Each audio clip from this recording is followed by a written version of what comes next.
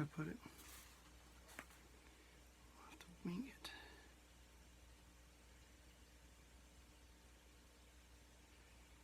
Okay.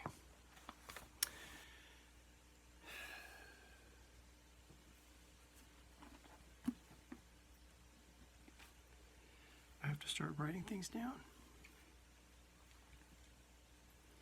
It's a great idea I had an hour ago.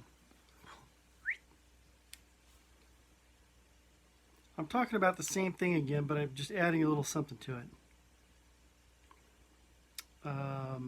Trying to do this fast. I just gotta remember what it was. I had. Oh, okay. 224. Wrong page. I've been talking about this 2 Timothy chapter 2 and 3, and I'm going to point something out here. Let's see here. 2 Timothy chapter 2. Excuse me. Verse 24. And a servant of the Lord must not quarrel, but be gentle to all, able to teach, patient, in humility, correcting those who are in opposition. Okay? What does that mean? Someone in opposition. I could be talking about the way I see the Gospels and someone else doesn't agree. Okay? And so they're in opposition of what I believe. It doesn't mean we're fighting, but our beliefs are in opposition. We're opponents. Okay? Or it could be I'm talking about the faith and I'm talking to a Christian, an atheist, or a Muslim, or whatever. They're in opposition to what I believe, what I'm trying to portray here, trying to share, teach, whatever. Okay, but it doesn't mean we're fighting or that kind of thing. But we're in opposition.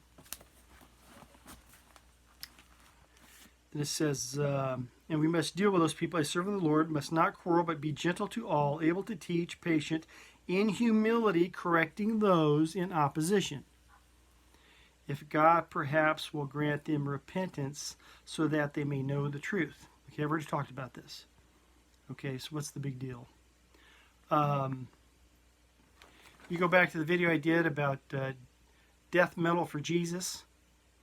How we may not agree with their idea that they're actually having some sort of quality message with this kind of music and this kind of behavior, whatever. But we're not going to judge it or condemn them necessarily. We'll wait till it bears fruit. Okay. Well, that's the same thing with everything else. Whether you're witnessing to a Muslim or a non-believer, an atheist, or whatever the case is, we still have to handle these people with gentle to all, able to teach, patient, in humility, correcting them who are in opposition. If God perhaps will grant them repentance. That's why. If I see someone who's, that guy's a Muslim, he's going to hell. So don't even bother, don't even mess. Don't, this kind of thing. Well, you don't know if God's granting them repentance. If that person is being drawn to repentance. And then you have to think of what we talked about in the book of Acts. This is what I meant to bring up. In the book of Acts where, let me see here. Gamaliel, I spoke about this a couple of days ago, where he told the Pharisees who were wanted to kill the apostles, which I think at the time was Peter and Steve and all these guys, and because they're out speaking in the name, and he said, whoa, wait a minute. Watch yourselves, because if these guys are doing something of man, it'll just peter out to nothing. It'll be nothing of it. But if God is actually working through them, and this is of God, you're going to go down as the guys who are fighting against God. Okay?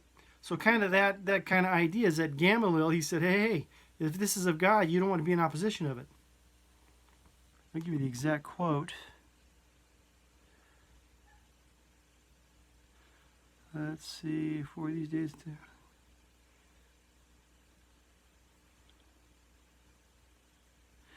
Keep away from these men and let them alone. For if this plan or this undertaking is of man, it will fail. But if it is of God, you will not be able to overthrow them. You might even be found opposing God. Okay? So, in any way, shape, or form, whether it was the death metal or some Muslim that wants to debate you or something, or a homosexual, or, you know, whatever the deal is, if they're in opposition, we must be gentle, we must be patient, willing to teach, willing to correct, out of concern, okay, anticipating that at any moment God is drawing them to repentance or not. That's not up to us. Okay, we would like that to happen to everyone. But you say, well, we can't condemn, we can't make that judgment. Oh, this person's going to hell, or they don't want to know Jesus, or that person's so evil, he's never going to. We can't make that call. Okay? That's why I have to pray for everyone. The worst of them. Okay? Because they can be drawn to repentance by God himself. And you don't want to be found in opposition to that. See? That's a Gamaliel that's Acts 5:30's in there, where he says, hey, if this is of man, it's just going to, nothing, it's going to fail. But if it's of God, you don't want to be found opposing it. Okay? So on the same token, we need to teach, be patient, gentle, in humility, correcting those in opposition to what we believe, if God perhaps will grant them repentance so that they may know the truth. So we have to be very careful when we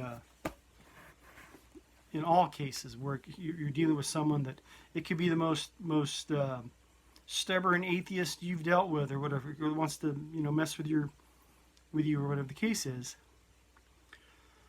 You don't know when the hammer's going to fall on them.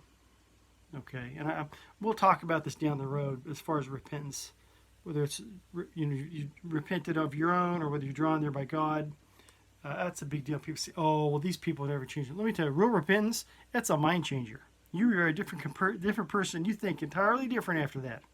Okay, so it's never too late for someone, and we don't have the ability to decide who, what, when, and where. Oh, this person's never going to change. They're so evil and all this. We can't make that call, and you don't want to be found opposing God if he so happens to be drawing that person to repentance. Anyhow, I've gone on long enough. Love you. God bless.